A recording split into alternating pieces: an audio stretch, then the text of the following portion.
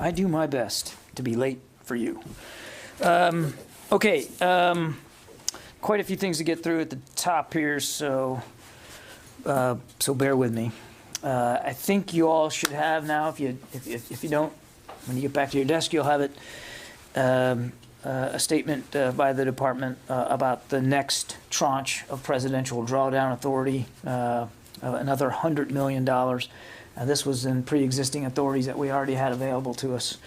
And in that package, there will be 18 155 millimeter howitzers, 18 tactical vehicles to tow those howitzers, and 18 artillery tubes, basically is our equivalent of a battalion, an artillery battalion, and 3 AN/TPQ-36 counter-artillery radars. This is the same counter-artillery radar system that we had talked about before that had been provided to Ukraine, and then some ancillary field equipment and spare parts and that brings to a close the pre-existing authorities that we had and draw down $100 million. That stuff will start to flow very, very soon. I cannot give you an exact date of when it's all going to show up in Ukraine, but you can imagine, having seen us do this in the past, that we're not going to sit on our hands. We'll start flowing that stuff immediately. And these are all items that we have provided in the past, so there's a process in place for that. So there's that. That means that we have now committed approximately $4.6 billion in security assistance to Ukraine since the beginning of this administration, and that includes approximately $3.9 billion just since the beginning of Russia's invasion on the 24th of February. So basically $4 billion just since the beginning of the invasion. And since 2014, overall, the United States has committed more than $6.6 billion in security assistance. And then obviously we're going to continue to work with allies and partners to continue to provide additional capabilities. I think you know that. Okay, on to the news last night about support for the baby formula crisis here in the country. U.S. Transportation Command is expeditiously coordinating across federal agencies to include the Departments of Agriculture and Health and Human Services and the Food and Drug Administration to support the President's direction to conduct Operation Fly Formula. U.S. Transportation Command will leverage its partnership with commercial air carriers to contract and accelerate the importation of infant formula into the United States that meets our government's health and safety standards. Now, we're in these active coordination right now. I do not have a specific flight to speak to today or exact quantities to speak to today. We are in active coordination with the interagency.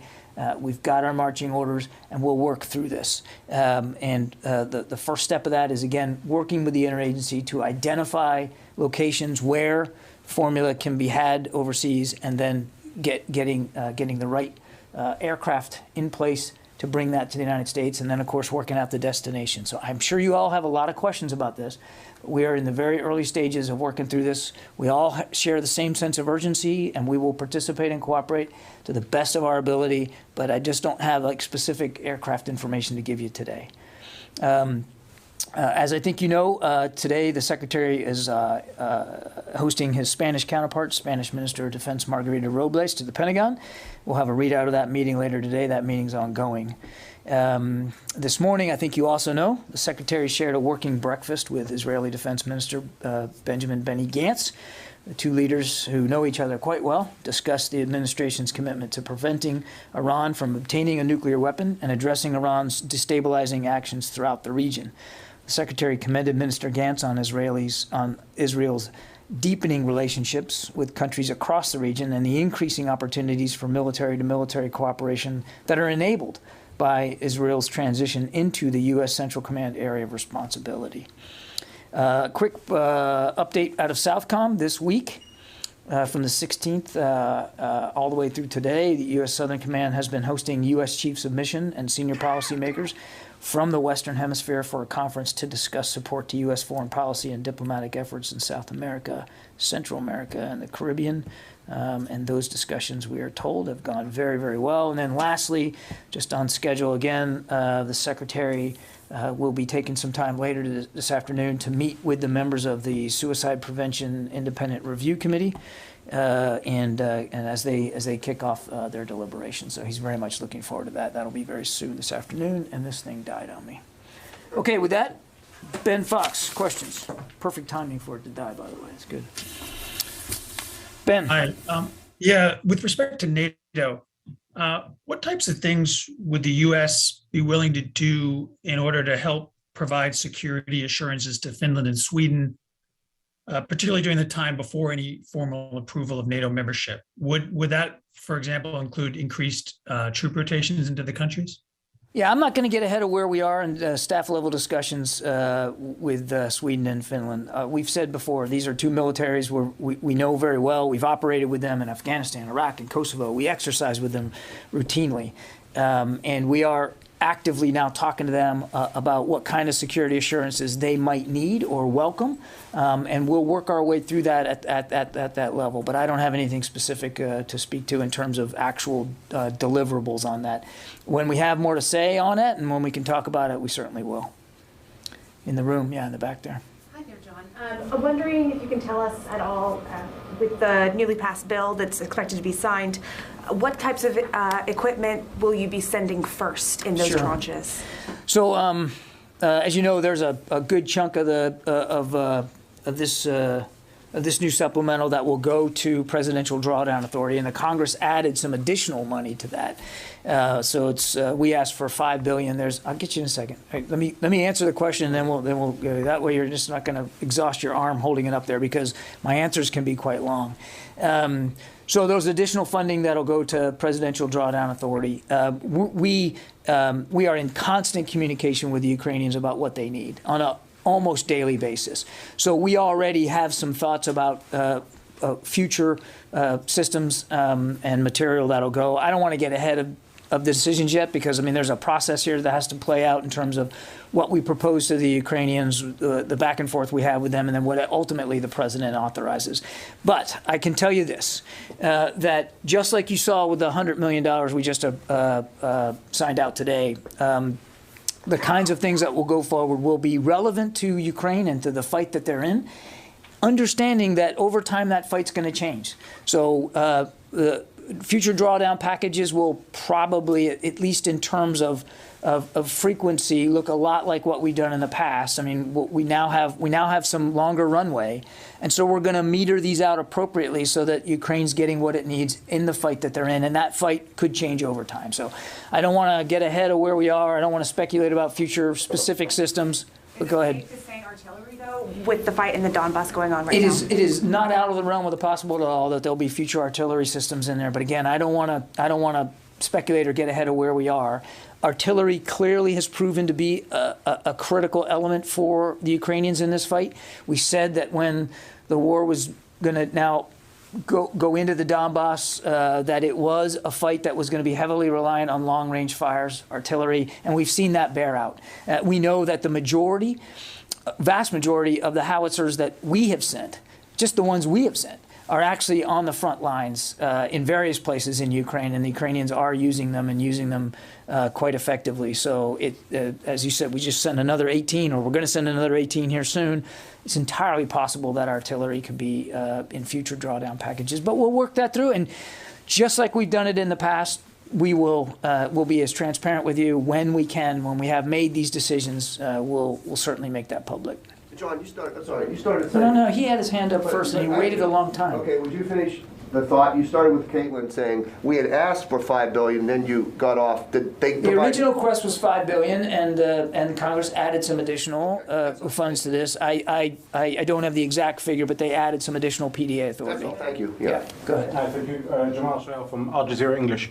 I wanted to ask you about the working breakfast between the Secretary of Defense and Benny Gantz. The readout didn't mention anything about the killing of Palestinian-American journalist Shireen Abu Akleh. Obviously, there's a lot of condemnation that's come from U.S. lawmakers with regards to the killing of the journalist. It is highly likely that she was killed using an American weapon, considering the weaponry used by the Israeli military. Was this discussed between the two during the meeting? And if indeed there was some sort of an investigation that established that U.S. weapon was used to kill an American journalist, will there be any reprimand or sanctioning from the U.S. with regards to this? What I can tell you is the subject did come up in the breakfast, and the Secretary welcomed Israel's clear statement of intent to investigate this. He welcomed that. Sorry, the Israeli military said they will not be, actually, they came out today saying they will not investigate it. They refuse to. The government of Israel, it's not for the Israeli military. I believe it's in their Ministry of Interior, and they have stated a clear intent to investigate, and the Secretary welcomed that investigation. And obviously, we look forward to seeing what the investigation finds out. But I'm not going to get ahead of it or speculate about what the outcomes might be one way or the other. Sure, but do you not think that there is a bit of room for concern, considering it is Israel that is accused of killing the journalist? And if it was another country, let's say, that killed an American journalist, maybe the U.S. wouldn't be so welcoming to allowing for that country to investigate itself. Let's say it was Iran or another country, for I example. appreciate the chance, the opportunity here to get me to speculate about investigations that haven't been started for events that haven't happened yet. We welcome the fact that there will be an investigation. We've made clear we want to see this investigation be thorough and transparent and complete. But I also don't think it serves anybody's purpose to get ahead of it when it's ongoing and it hasn't concluded. So let's see what the investigation comes back and what it says. But it did come up in the conversation. Yes, ma'am.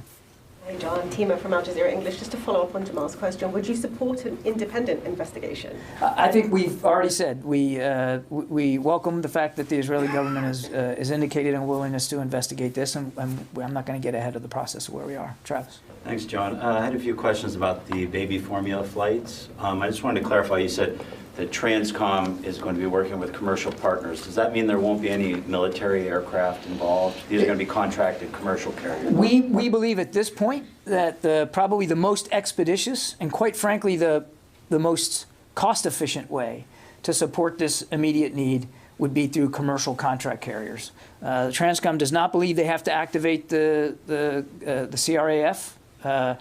At this point, they believe they can probably handle this, again, most efficiently with contract carriers that are already in the satellite, the orbit of carriers that they work with every single day. And they do. I mean, so much of the security assistance that goes to Ukraine, for instance, is going on contract carriers, not gray tails. That said, Travis, if a requirement can best be met by a gray tail, Transcom will certainly have the authority to use a gray tail. But they believe right now probably the best and most efficient way to do this is with contract carriers. We'll see.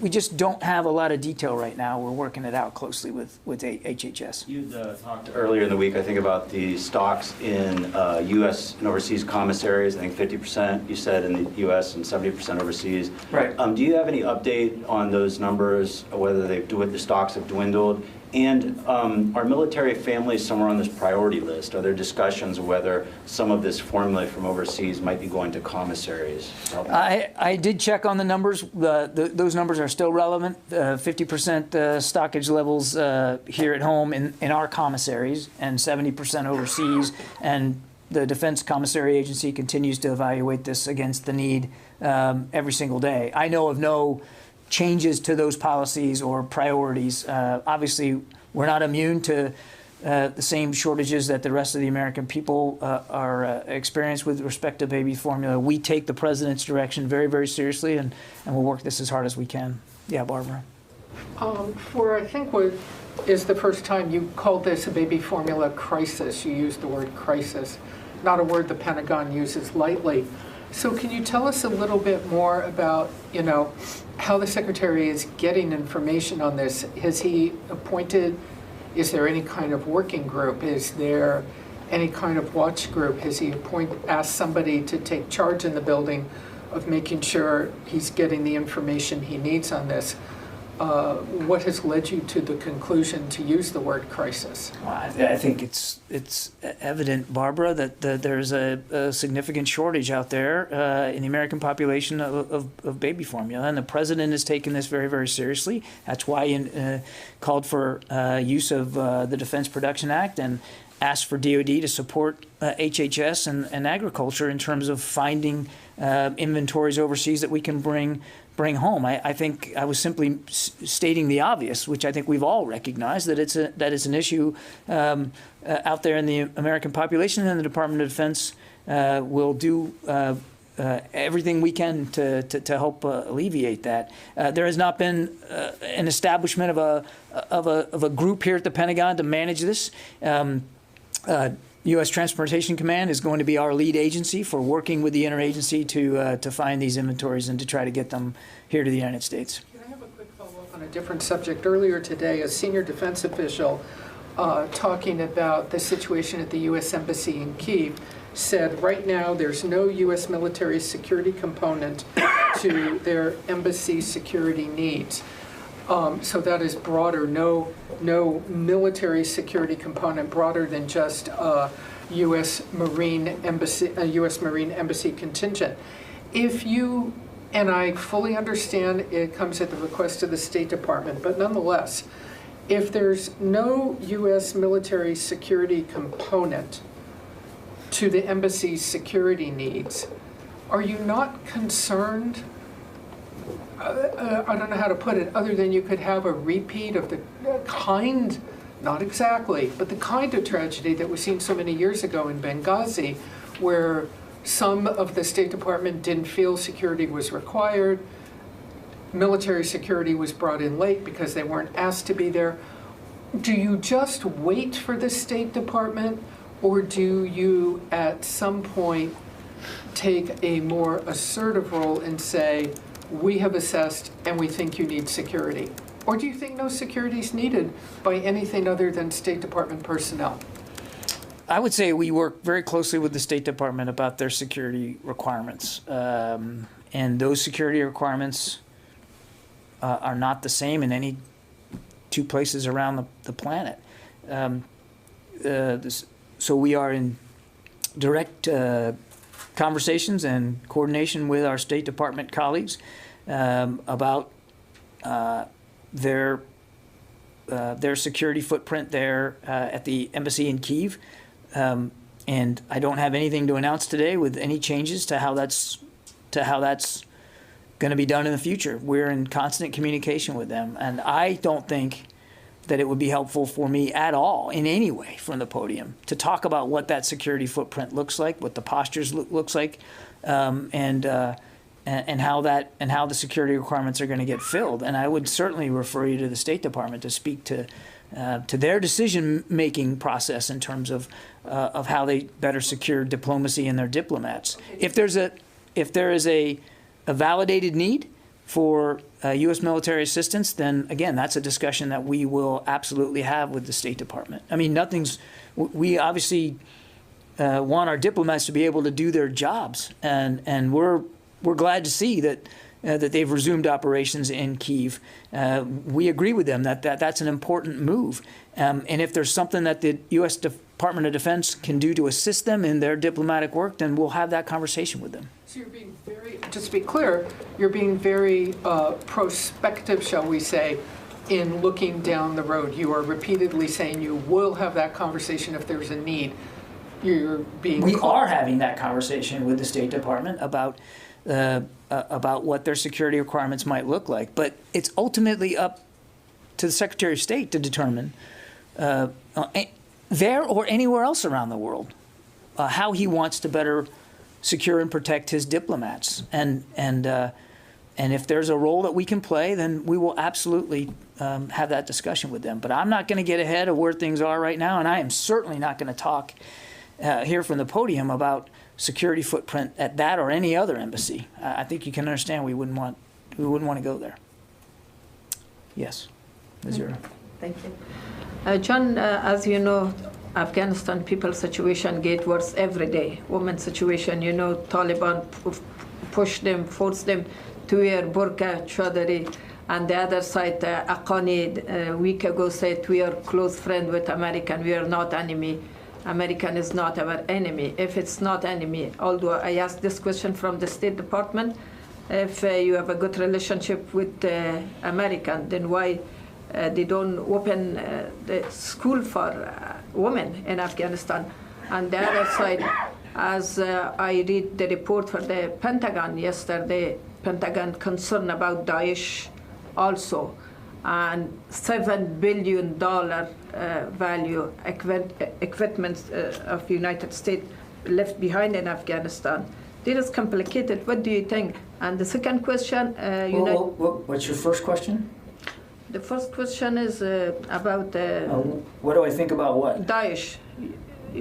Pentagon is concerned. Yeah, we talked about this the other day, last time I was at the podium. I mean, we've been nothing but clear and consistent that we don't want to see a return of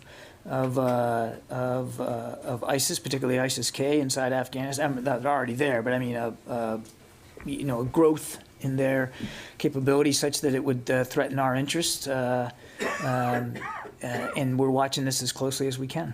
How about Al-Qaeda? Same thing. Okay, do you accept the Afghani's friendship? Taliban say we are friends with the United States. We are not enemy. I'll tell you what we won't accept is another threat to the homeland that emanates from Afghanistan, and that's why we're going to stay focused on making sure we have an over-the-horizon counterterrorism capability to deal with that. And also there is rumor that the United States want to establish military base in Pakistan. Is it true? I'm not going to.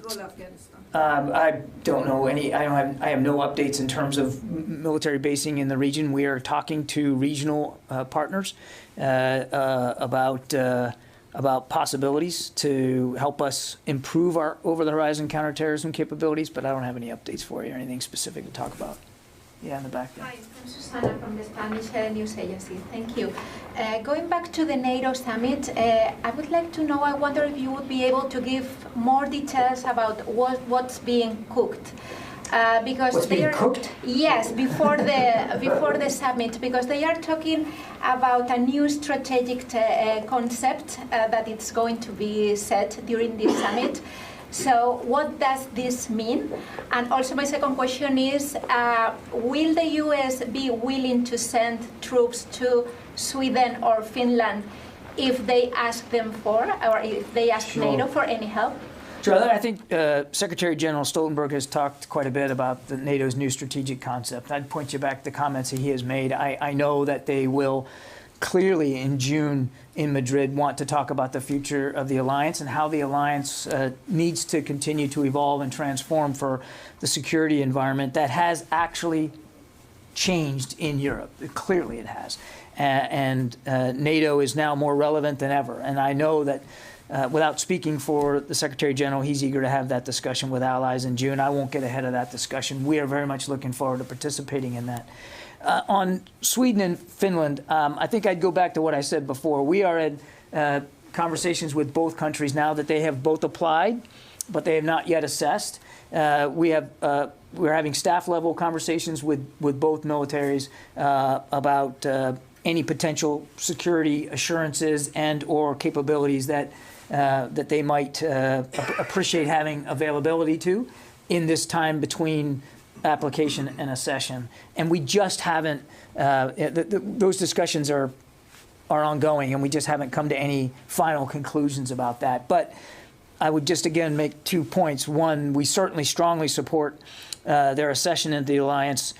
And as I said before, these are two militaries we know very well, and we're confident that should there be specific assurances or capabilities that they need that we can provide, we'll be able to do that. We just haven't completed those conversations right now, so I really don't have anything specific to talk to right at this point. Yeah, in the back there. Thanks, John. I was going to ask two questions quick. One on Finland and Sweden. We heard from Moscow many times that it would be a scorched earth if they were to join NATO. Is the Pentagon worried that this may be the last straw that pushes Putin over the edge and head to World War? I can't possibly get inside Mr. Putin's head to determine what he will or won't do. I mean, he did make comments earlier this week that he was not overly concerned. I don't have his exact words, but the impression he left was that their accession into NATO itself wasn't a matter for a great concern to Russia.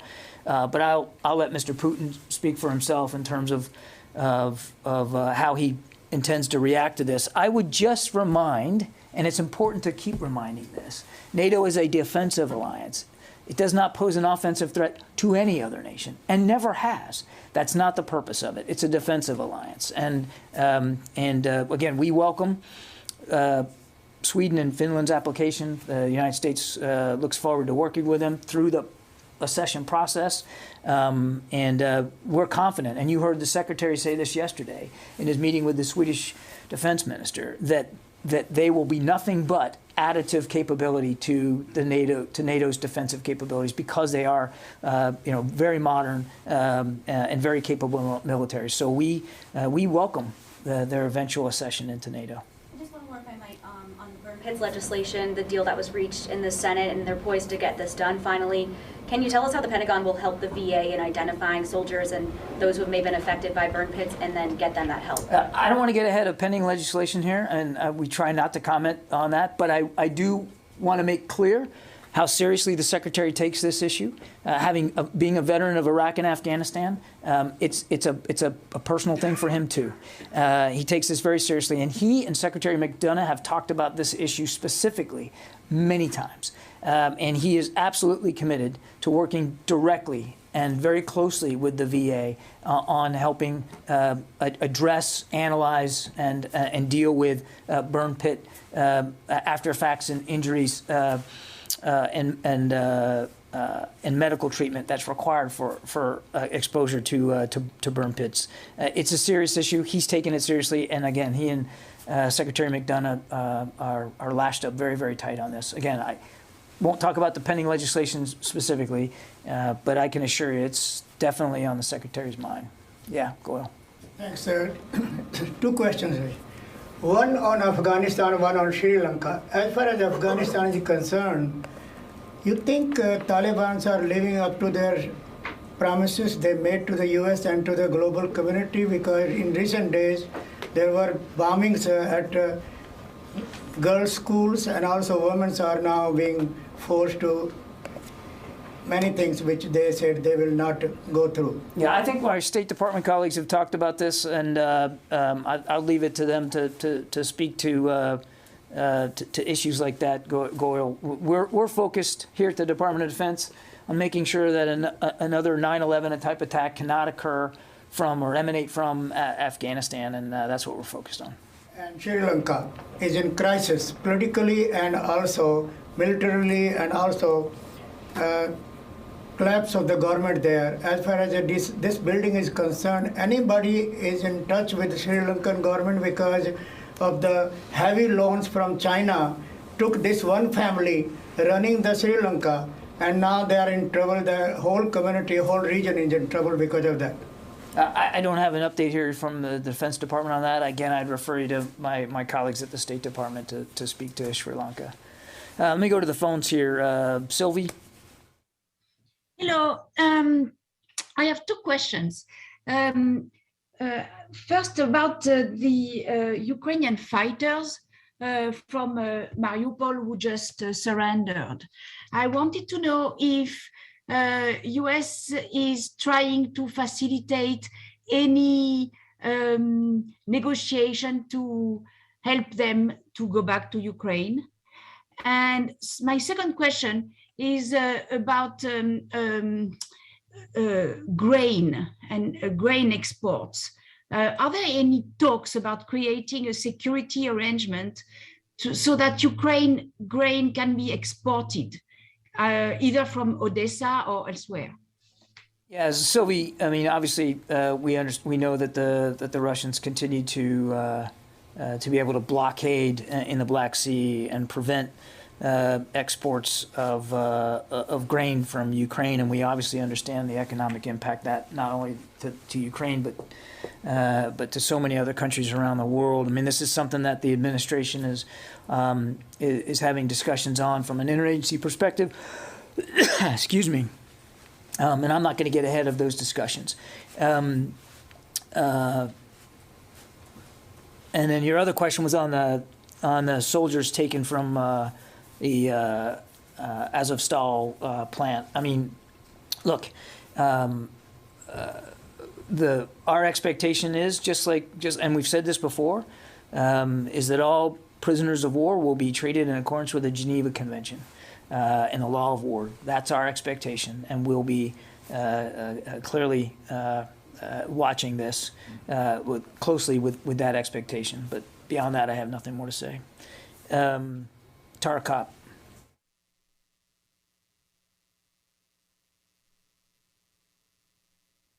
Hi there. Thanks for taking this.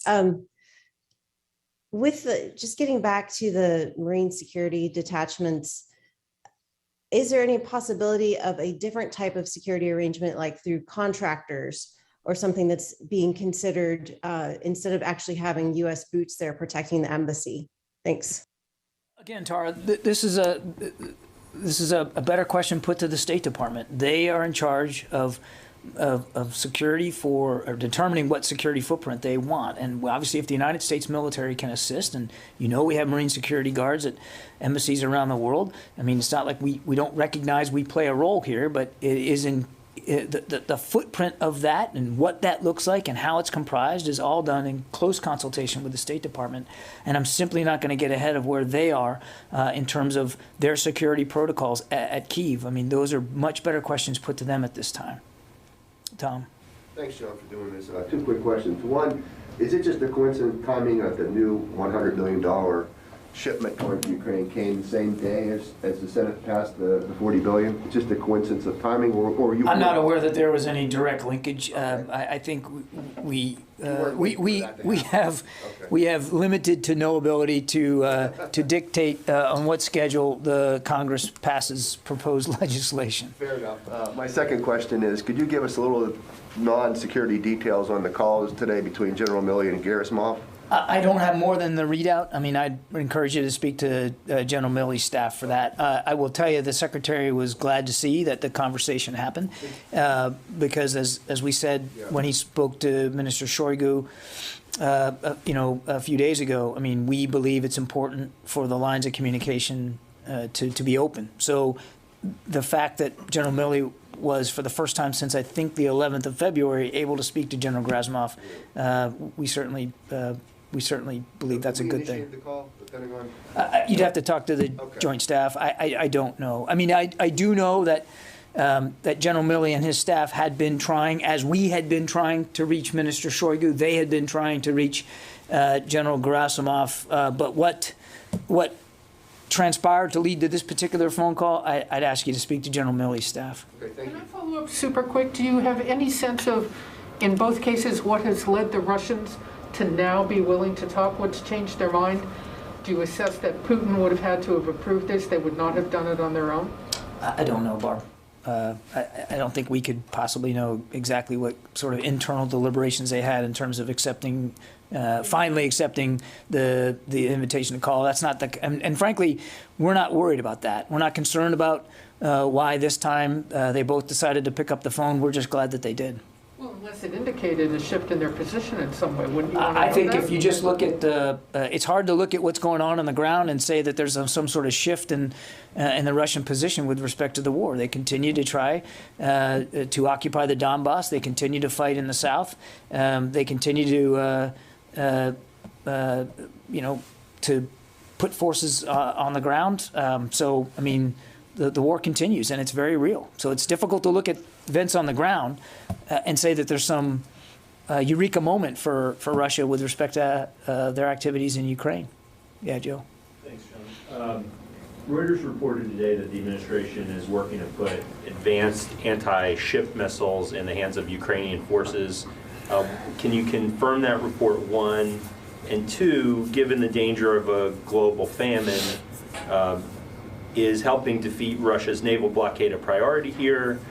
Or is that outweighed by concerns about sinking Russian warships and the potential for escalating the conflict?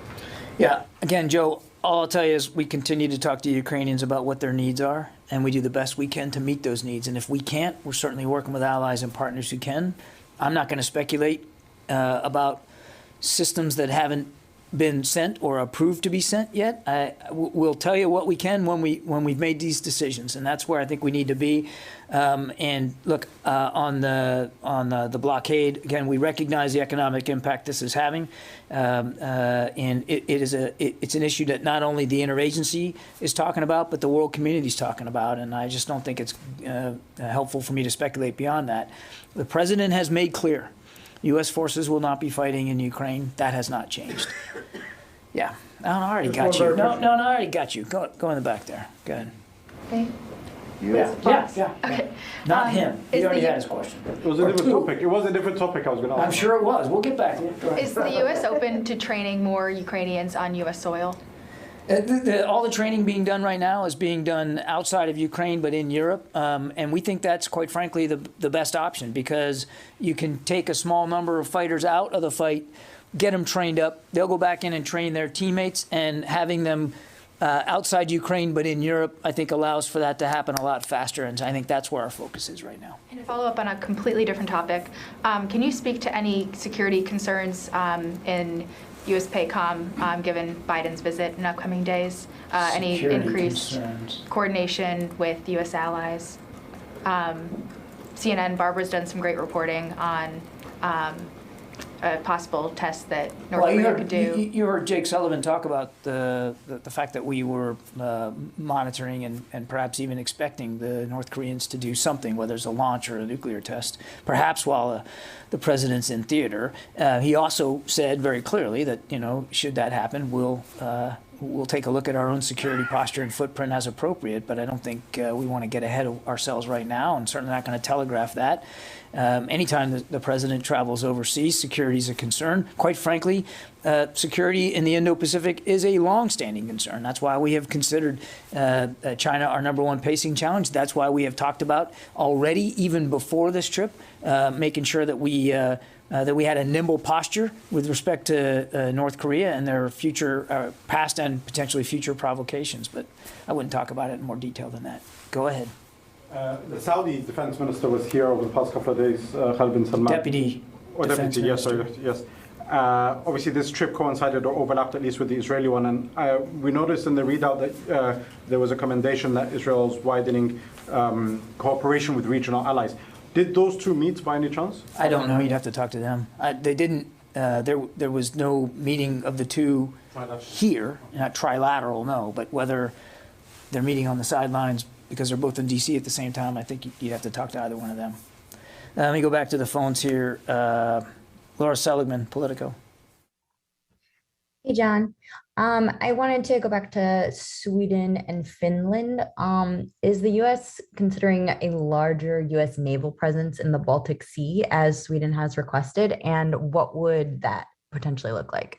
Laura, I'm just not going to get ahead of where we are right now. We're having staff talks with these two countries about whatever security assurances they might require and what we could work with them on.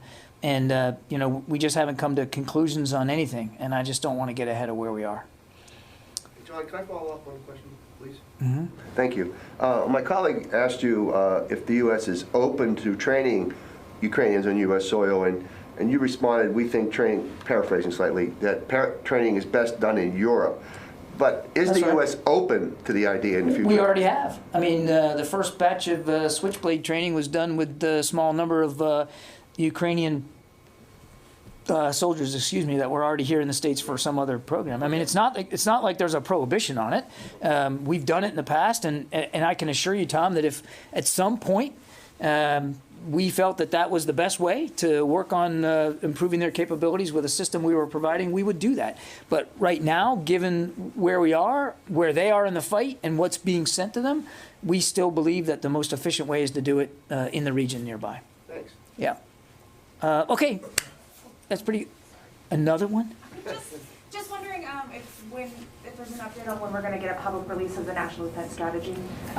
No updates for you right now. We're still working our way through that. But when we're able to have more on that in terms of what an unclassed release of it, we'll let you know. But I don't have an update today. Okay. Thanks everybody. Thank you.